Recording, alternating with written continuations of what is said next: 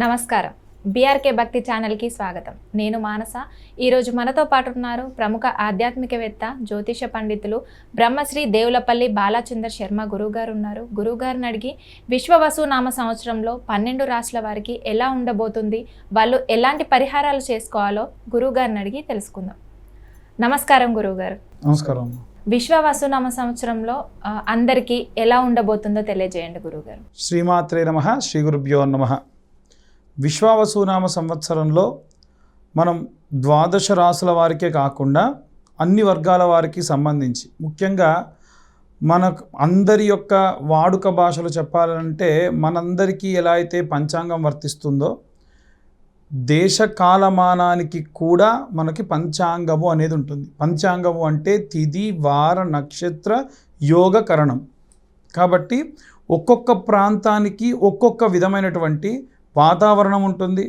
దానికి తగినట్టుగా అక్కడ ఏం జరగబోతున్నాయి అనేటువంటిది పంచాంగం చెబుతుంది.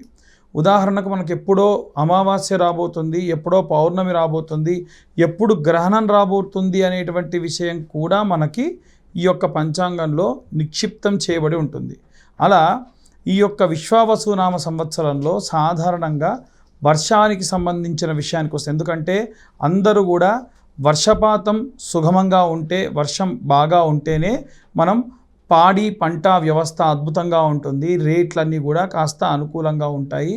ఈ సంవత్సరం వర్షానికి సంబంధించి కొన్ని సందర్భాల్లో మనకి అధిక వృష్టి అని అంటారు కదా, అనుకోని వర్షాలు, అనుకోని కాలంలో వర్షం పడడం లాంటివి జరుగుతాయి.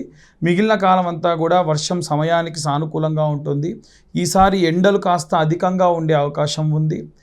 అలాగే పంటలకు సంబంధించిన విషయంలో చాలామంది అత్యాశకు వెళ్తే మన పంట ఎప్పుడు కోతలు కోయాలో అప్పుడు కోసేసి దిగుమతి చేసుకోవడం వల్ల నష్టం రాదు. ఇంకా పక్కన వాడి ఖాతా బాగా ఉంది, నాది ఇంకా పెరిగితే బాగుంటుంది అని కనుక ఆశపడితే ఆ పరంగా ఆ సమయంలో అనుకోకుండా వర్షం పడడం వల్ల ఇబ్బంది పడేటువంటి అవకాశం ఉంది. గురువుగారు, విశ్వవసునామ సంవత్సరంలో వృషభ రాశి వారికి ఎలా ఉండబోతుందో తెలియజేయండి. శ్రీమాత్రే నమః. శ్రీ గురుభ్యో నమః. విశ్వవసునామ సంవత్సరంలో వృషభ రాశి వారికి సంబంధించి చూసుకున్నట్టయితే ఆదాయం 2, వ్యయం 8, రాజ్యపూజ్యం 7, అవమానం 3. రాహుకేతువుల యొక్క ప్రభావం వీరిపైన చాలా ప్రతికూల పరిస్థితులు ఎదురయ్యే అవకాశం ఉంది. మనకు ప్రథమార్థము, ద్వితీయార్థం అని చెబుతూ ఉంటాం ఎప్పుడు కూడా. ప్రథమార్థము అంటే 6 నెలల్లో సగభాగము, మొదటి 6 నెలల్లో సగభాగము. ద్వితీయార్థము అంటే రెండవ 6 నెలల్లో సగభాగము. ఈ ప్రథమార్థంలో కాస్త ఈ ప్రతికూల పరిస్థితులు ఉన్నప్పటికీ మనకి ఏప్రిల్, మే, జూన్ ప్రాంతం తర్వాతకి చూసుకున్నట్టయితే వీరి పెట్టుబడులకు సంబంధించి గతంలో పోగొట్టుకున్నవి కూడా తిరిగి రావడం. గురువు మే నెలలో లగ్నస్థానం గుండా ప్రయాణం చేస్తూ ఆ యొక్క మారడం వల్ల, ప్రయాణం చేయడం వల్ల విద్యారంగానికి సంబంధించి ప్రయోజనాలు కలగవచ్చు. అలాగే మరోవైపు శని ఈ యొక్క షష్టగ్రహ కూటమి తర్వాతకి కర్మఫలదాత కాబట్టి వీరు సాధారణంగా ఏంటంటే కర్మఫలదాత కాబట్టి ముందు కష్టాన్ని ఇచ్చి తర్వాతకి సుఖాన్ని ఇచ్చేటువంటి దేవుళ్ళలో, గ్రహాలలో శని.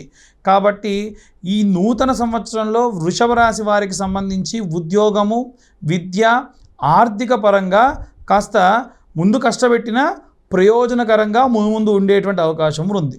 ముఖ్యంగా వృషభ రాశి వారిలో ఉద్యోగస్తులకు సంబంధించి ప్రథమార్థంలో 3 నెలలు మాత్రమే ఇబ్బందిగా ఉన్న తర్వాతకి శుభ ఫలితాలు గోచరిస్తూ ఉన్నాయి. అలాగే శని దశమ స్థానంలో సంచరించడం వలన కొన్ని ఇబ్బందులు ఎదురవుతాయి మొదటి 3 నెలల్లో కూడా. ఆ తర్వాతకి శని మీనంలోకి ప్రవేశించడం వలన వీరు అనేక రకాలైనటువంటి ప్రయోజనాలు కలుగుతాయి. ఎందుకంటే వీరికి అప్పుడు అది ఏకాదశ స్థానం అవుతుంది.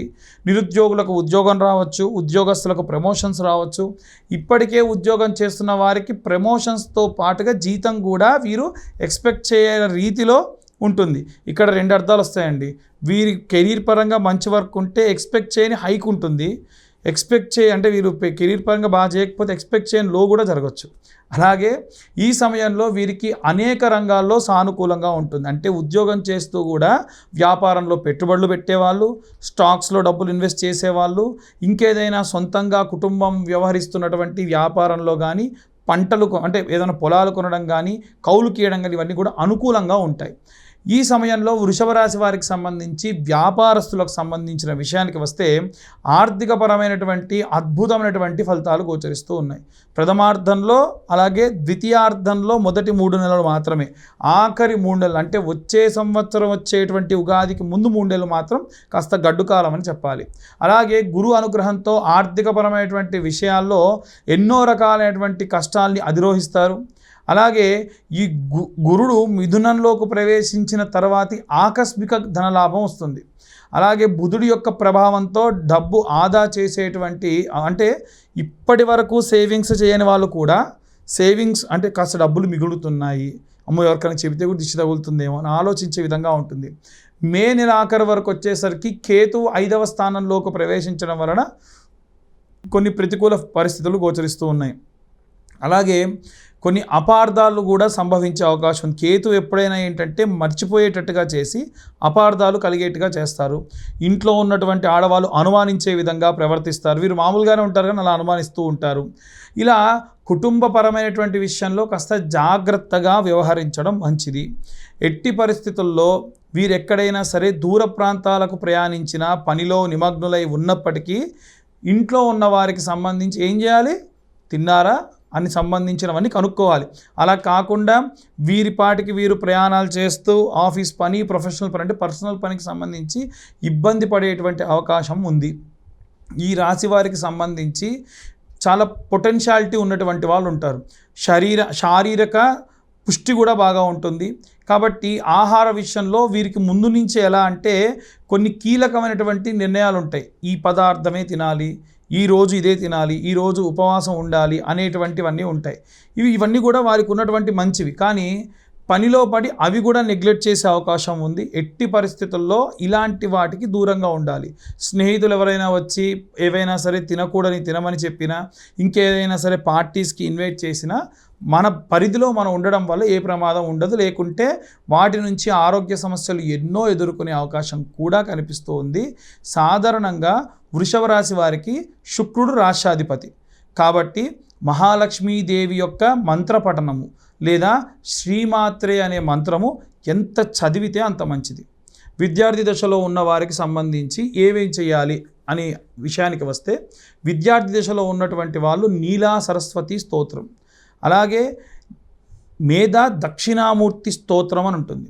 ఇవి రోజు విన్నంత మాత్రాన విశేష ప్రతిఫలం దక్కే అవకాశం ఉంది. ఒకటి, ఇంట్లో ఉన్న ఆడవాళ్ళు సంవత్సరం మొత్తంలో 10,000 సార్లు శ్రీమాత్రే నమః అన్న మంత్ర పఠనం చేయడం మంచిది. ఉద్యోగస్తులందరూ కూడా మనకు నవగ్రహాల్లో ఉత్తరం వైపున బృహస్పతి గ్రహం ఉంటుంది. ఆయన దగ్గర శనగలు మనకు ఆరెంజ్ కలర్ కాటన్ క్లాత్లో పెట్టి ఆముదం వేసి ప్రతి గురువారం దీపం వెలిగించాలి.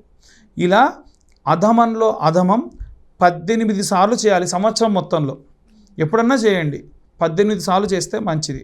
అలాగే ఎవరైతే వ్యాపారస్తులు ఉన్నారో తెల్ల ఆవాలు సాంబ్రాన్ని గడ్డలుగా కాకుండా పొడి చేసి ఈ రెండింటినీ కూడా కొంచెమంత ఆవు నెయ్యి వేసి కలిపి ప్రతి శుక్రవారం నాడు కూడా నుదురు దగ్గర పెట్టుకొని వాళ్ళ వ్యాపారానికి సంబంధించిన పీడితములు, ఎందుకంటే శౌచం ఉన్నవాడు, శౌచం లేనివాడు, తిరిగేవాడు, చేసేవాడు అందరూ వచ్చి ఈ వ్యాపార స్థలంలో బాగా తిరుగుతూ ఉంటారు. కాబట్టి ఆ పదార్థాన్ని తీసుకొని నుదురు దగ్గర పెట్టి వేయడం వల్ల ఉన్నత వ్యాపారాభివృద్ధి, దిష్టి, గాలి అంతా కూడా పోతుందన్నమాట. అలాగే ఎవరైతే ఈ వివాహం కోసం ఎదురు చూస్తూ ఉన్నారో, మనం షడ్జమం మానవ ప్రయత్నం, సప్తమం దైవచింతనం, 6 సార్లు మనం ప్రయత్నించి 7వసారి దేవుడు అనాలి. కాబట్టి వీళ్ళ ప్రయత్నాలు వీళ్ళు చేసిన తర్వాతకి ఎవరైనా సరే మంచి పురోహితుడు ఉంటే వారిని కాంటాక్ట్ చేసి కన్యాపాశుపతం, అబ్బాయిలైతే కన్యాపాశుపతం, అమ్మాయిలైతే వరపాశుపతం అనే రుద్రాభిషేకం, రుద్రహోమం చేయించుకోవడం వల్ల శీఘ్రం వివాహం అవుతుంది. అలాగే పిల్లలు దగ్గర లేకుండా వృద్ధాప్యంలో ఉన్న వాళ్ళు ఎవరైతే ఉంటారో వారు నిత్యము సాయంత్ర సమయంలో కాలభైరవాష్టకం చదవడం మంచిది. విద్యార్థి దశలో ఉన్న వాళ్ళు కూడా స్వచ్ఛమైన ఆవు నెయ్యితోని ఒక చిన్న దీపం వెలిగించి నిమిషన్నర పాటు కంటిన్యూస్గా చూస్తే ఐసైట్ తగ్గుతుంది, చదివింది బాగా గుర్తుంటుంది. ఇలాంటివి చేయడం వల్ల ఈ రాశి వారికే కాకుండా అన్ని రాశుల వారికి కూడా చాలా అద్భుతంగా ఉంటుంది. ఓకే గురువు గారు, వృషభ రాశి వారి గురించి, వృషభ రాశి వారు చేయాల్సిన పరిహారం గురించి చాలా చక్కగా వివరించారు. ధన్యవాదాలు.